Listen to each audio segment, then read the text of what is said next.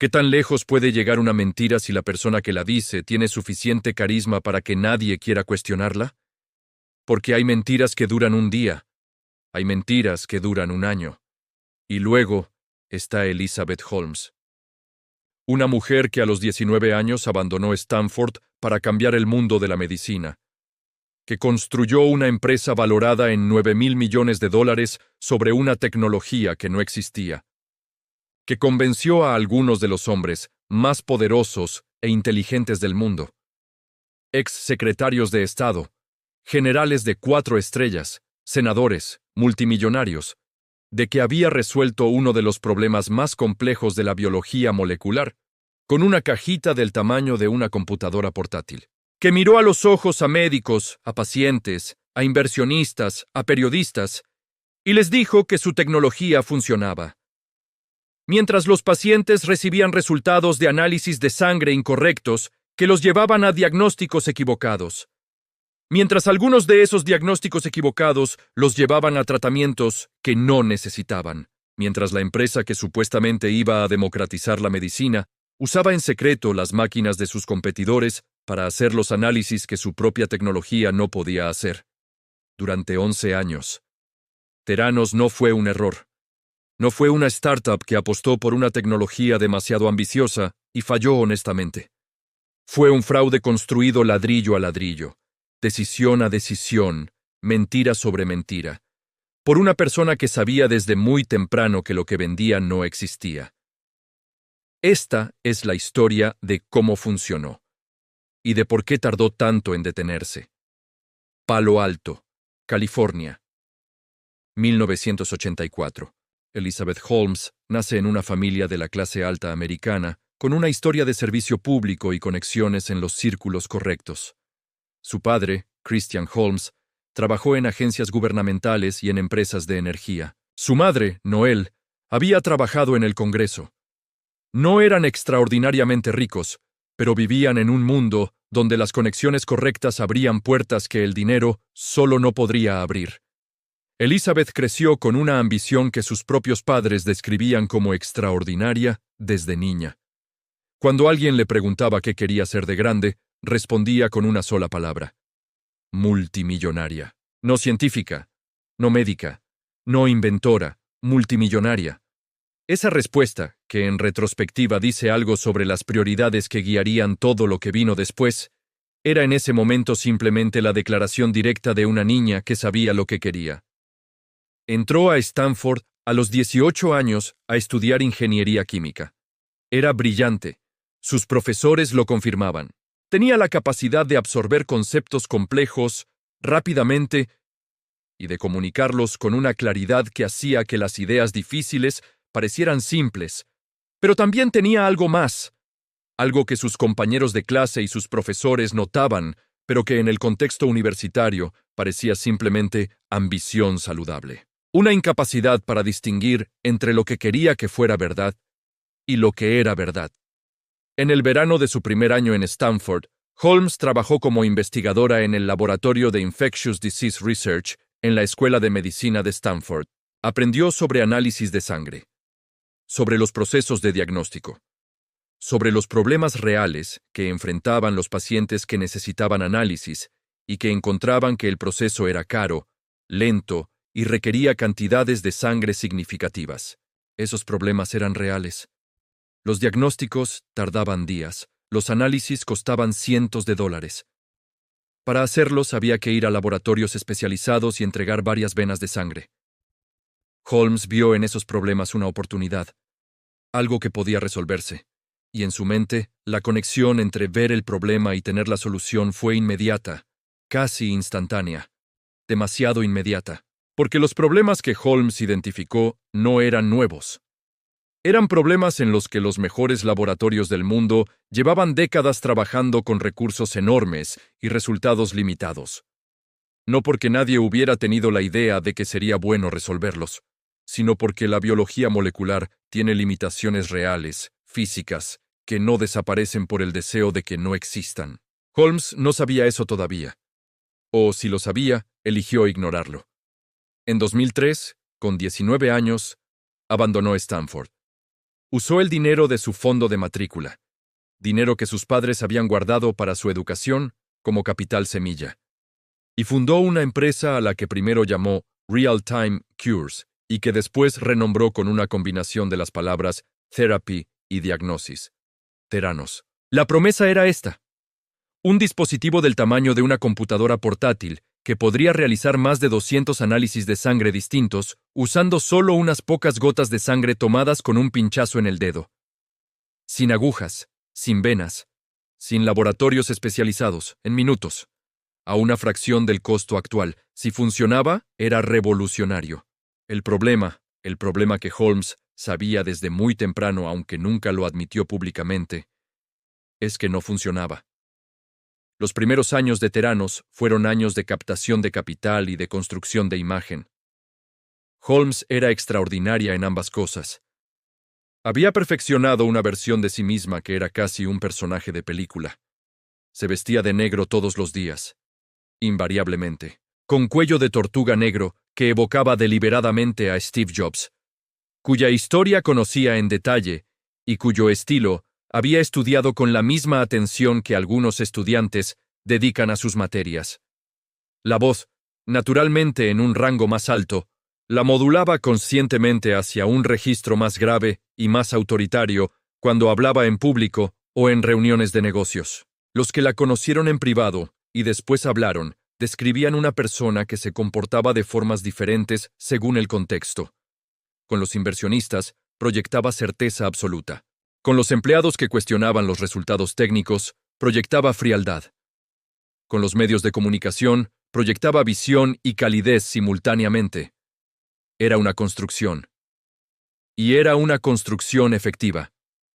Tim Draper, uno de los venture capitalists más respetados de Silicon Valley, invirtió en las primeras rondas de financiamiento de Theranos. Lo hizo en parte porque Holmes era hija de un amigo de la familia, y en parte porque la historia que contaba era exactamente el tipo de historia que Silicon Valley quería escuchar. Una joven brillante, una visión que cambiaría el mundo, una tecnología disruptiva que iba a hacer lo que los laboratorios establecidos no podían o no querían hacer. El cheque de Draper abrió puertas, y con cada nueva inversión, la siguiente se volvía más fácil. Porque en los círculos donde se mueve el dinero grande, la señal más potente no es el análisis técnico, es la validación social. Si alguien a quien respetas ya puso dinero, algo debe saber que tú no sabes todavía. Holmes construyó su junta directiva con una visibilidad que no tenía precedente en la historia de las startups de Silicon Valley. George Shultz, exsecretario de Estado con Ronald Reagan. Henry Kissinger, exsecretario de Estado con Nixon y Ford. James Mattis, general de 4 estrellas del Ejército, futuro secretario de Defensa. William Perry, exsecretario de Defensa. William Frist, ex líder de la mayoría en el Senado y médico. No eran inversionistas de tecnología. No eran expertos en biología molecular. Eran personas con poder, con contactos, con la clase de credibilidad institucional que hacía que sus nombres en el papel membretado de Theranos funcionaran como garantía implícita. Y ninguno de ellos tenía la experiencia técnica para evaluar si la tecnología que Holmes describía era real. Eso no era accidente. En 2013, Theranos firmó un acuerdo con Walgreens, la cadena de farmacias más grande de Estados Unidos, para instalar sus dispositivos en sus tiendas y ofrecer los análisis directamente a los consumidores. Poco después, firmó un acuerdo similar con Safeway, la cadena de supermercados. Para 2014, Theranos tenía clínicas operando en Walgreens, en California y Arizona. Personas reales llegaban, recibían el pinchazo en el dedo, esperaban sus resultados, y recibían resultados que en muchos casos eran incorrectos, no ligeramente incorrectos, incorrectamente incorrectos. Resultados que mostraban niveles de PSA que sugerían cáncer de próstata en hombres que no lo tenían. Resultados que indicaban condiciones de salud serias que llevaron a pacientes a buscar tratamientos de emergencia que no necesitaban. Resultados que contradecían análisis hechos por laboratorios convencionales el mismo día, con la misma sangre. Mientras eso pasaba en las clínicas, en las oficinas centrales de Theranos, en Palo Alto, Algo diferente ocurría en secreto. Los análisis que el dispositivo de Holmes, que internamente llamaban Edison, no podía hacer con precisión, que era la mayoría, se enviaban a máquinas comerciales fabricadas por Siemens y otras empresas. Las mismas máquinas que usaban los laboratorios que Theranos decía estar reemplazando. Los resultados que salían de esas máquinas externas se reportaban a los pacientes como si hubieran sido generados por la tecnología propia de Theranos. Era fraude, no ambigüedad técnica, no interpretación optimista de resultados preliminares. Fraude directo, deliberado, con consecuencias médicas reales para personas reales. Holmes lo sabía. Sunny Balwani, su pareja romántica y presidente de operaciones de la empresa, lo sabía. Los empleados que ejecutaban el proceso lo sabían. Y los empleados que intentaban decirlo en voz alta enfrentaban las consecuencias. Theranos tenía una cultura interna que los exempleados describen con una consistencia inquietante. El secreto era el valor supremo.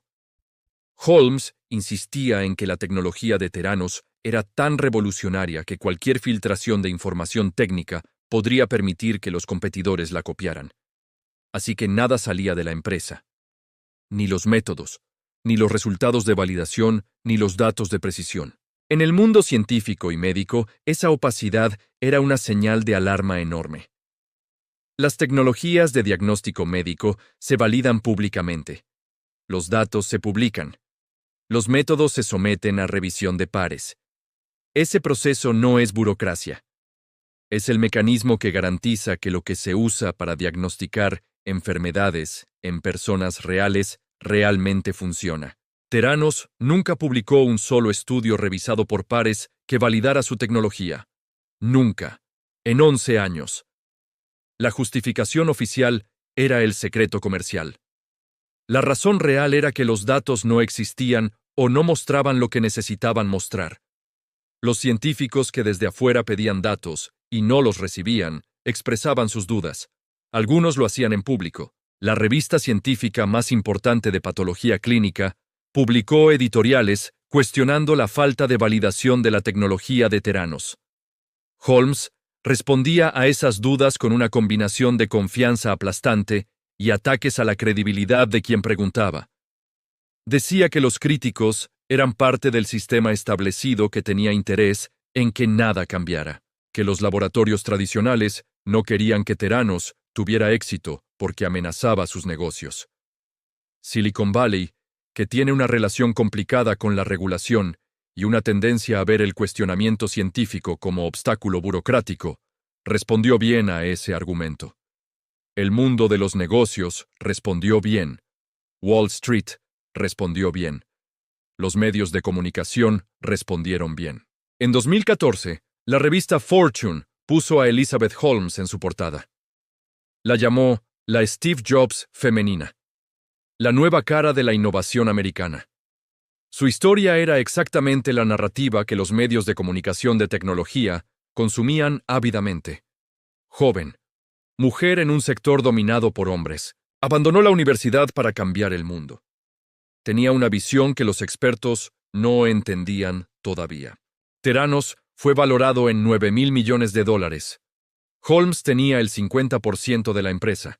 En papel, era la primera mujer multimillonaria de Silicon Valley que había construido su fortuna desde cero. Era también un fraude completo. El desenlace comenzó con un periodista y una fuente que decidió que no podía seguir callando. John Carreyrou trabajaba para el Wall Street Journal. En 2015, un ex empleado de Theranos lo contactó, y luego otro, y luego otro. Personas que habían visto desde adentro lo que estaba pasando, que habían intentado decirlo internamente y habían sido silenciadas o despedidas, que llevaban años cargando el peso de saber algo que el mundo no sabía. Carreyrou pasó meses verificando, encontrando más fuentes, documentando, construyendo el caso con la metodología del periodismo de investigación serio, que no publica hasta que tiene suficiente para resistir las demandas legales que inevitablemente vendrían. Theranos contrató abogados agresivos para intentar detener la publicación. Amenazó a las fuentes, amenazó al Wall Street Journal. Holmes llamó personalmente al presidente del periódico para pedir que la historia no se publicara. El 15 de octubre de 2015, el Wall Street Journal publicó el primer artículo de Carey Rue. El título era directo: Dudas sobre la tecnología de análisis de sangre de Theranos. El mundo cambió esa mañana, no de inmediato. Holmes salió a defender la empresa con la misma confianza que había proyectado durante 11 años.